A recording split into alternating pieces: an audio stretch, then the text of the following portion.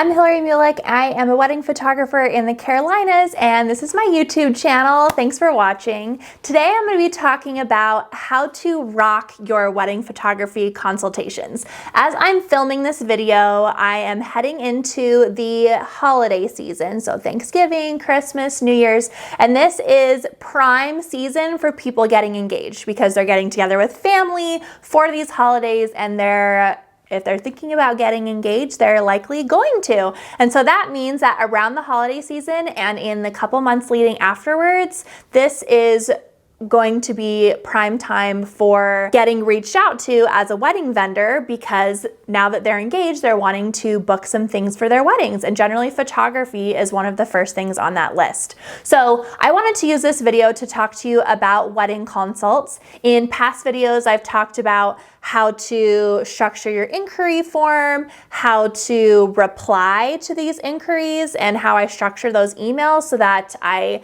can get a response back from them if they really truly are interested in booking with me or learning more about my photography.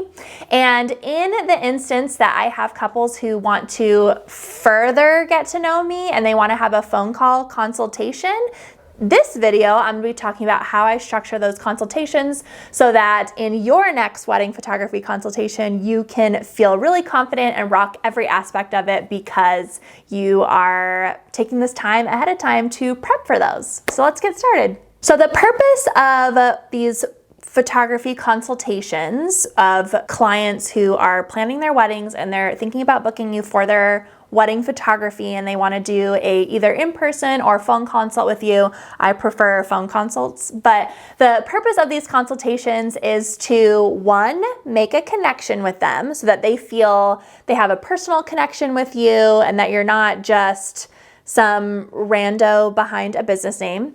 And number two, they want to feel taken care of as you are answering their questions and concerns. So that's the two purposes of a wedding consultation. So these tips that I'm going to be talking about of ways you can structure your next wedding consultation and things to ask them and things to think about in your mind as you're talking with them, that is the two goals of a wedding consultation, is to make a personal connection with them and to make them feel taken care of as you're addressing their questions and concerns. So the first thing I ask when trying to make a personal connection with a couple that I don't really know a lot about is I ask them about them and how they met, their story, and they'll usually talk to me a few minutes about, this is how we met, this is how we got about getting engaged, here are some things we like to do together, and I try and listen really hard during this time so that I can make some sort of personal connection. So if they say they have a dog that they really love, walking at the park or whatever, I'll tell them that I have a dog and I feel the same way and I love my dog so much, and then we'll bond over having a dog.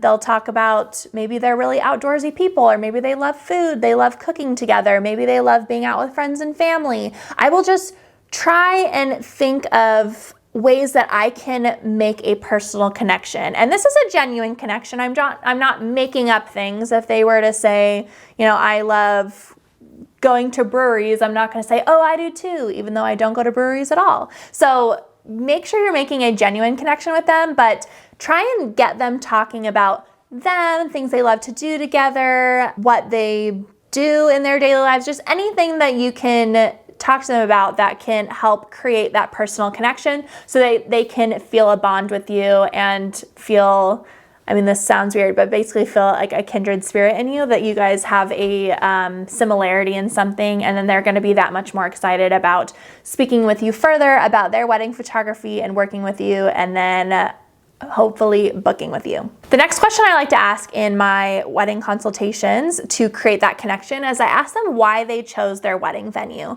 I feel like the wedding venue that couples choose really says a lot about the type of style they're going for or the type of feeling that they want for their wedding day, and asking them why they chose the venue and what really drew them to it is going to help you, with your experience in shooting weddings, make that personal connection with them. So I once had a client, she had booked this barn for her wedding. And I could have just assumed, well, I guess she loves barn weddings and she loves rustic and she loves country. But when I was talking to her and her fiance in the consultation, I asked them why they booked their venue. And they said they actually booked it because they loved the property and they loved the land. And they actually didn't really like the barn aspect of the wedding at all, but they loved the view of the mountains and they were hoping for most of their wedding to be outside on the property.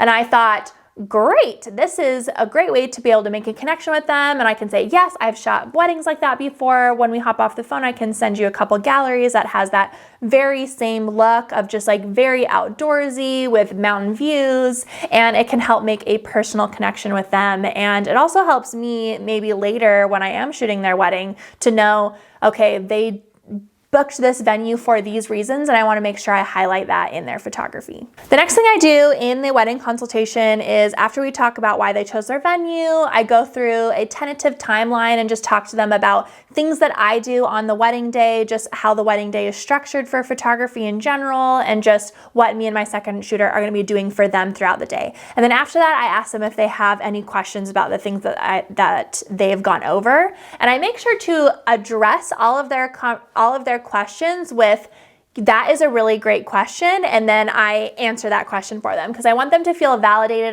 Don't ever want them to think, oh, this is a dumb question, because no questions are dumb when you're planning a wedding, because most people, this is probably their first wedding they've ever planned, and maybe a lot of people haven't even been in that many weddings if they're the first one in their friend group to have gotten married. So no questions are dumb. I want them to feel validated as they're asking their questions. So when they ask me something, I say, that is a great question, and here is my answer.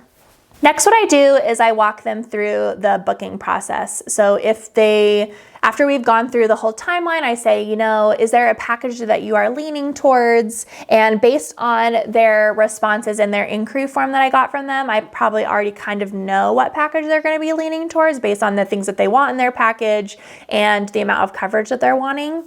And so once they tell me, we're kind of leaning towards this package, I say, great, this is how my booking process works. And I just keep reassuring them that this is really easy and really seamless, and I'm going to help guide them every step of the way. Because like I mentioned earlier, the two things that are most important in a consultation is creating that personal connection, which hopefully at this point we already have, and then making sure they feel taken care of as I am answering their questions and concerns. So as I'm walking them through this booking process, I make sure to tell them, this is really easy. I've made this really seamless for you. If you have any questions, I'd be happy to answer it. I send them over a planning guide after they've booked with me to help guide them through every aspect of wedding photographer, because I know that they want as much help as they can get with photography since they likely have never worked with a wedding photographer before. So I just assure them that I am going to answer all of their questions. I'm going to help them every step of the way, and it just helps them feel taken care of at the end of the consultation. The last couple things that I ask in a wedding consultation is, one, how soon are they hoping to book their wedding photographer?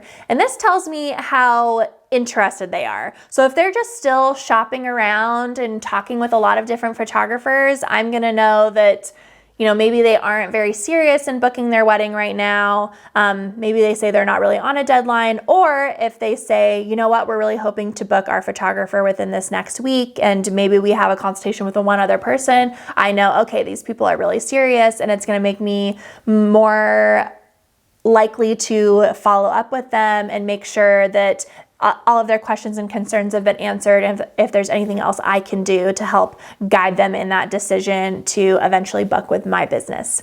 And then with that last question, after we've talked about the booking process and what package they are leaning towards, I tell them, why don't I go ahead and send you some booking info so that as you are making your decision, you have it in front of you and you can look through it and just have it already, so that if that is something you want to do, you already have that information. Is that okay?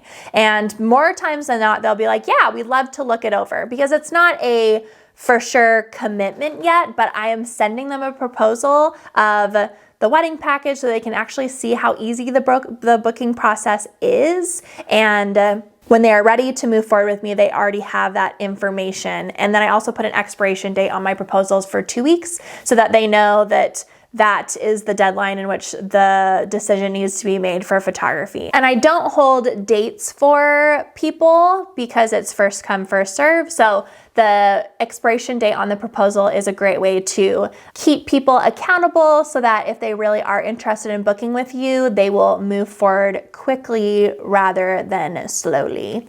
And those are all the things that you can apply to your consultations that you're going to be doing in the next few months to help rock your consultations, that you will end in more bookings and a more full calendar for this upcoming year. If you have any questions, leave them in the comments down below, and I will see you again next week for another YouTube video.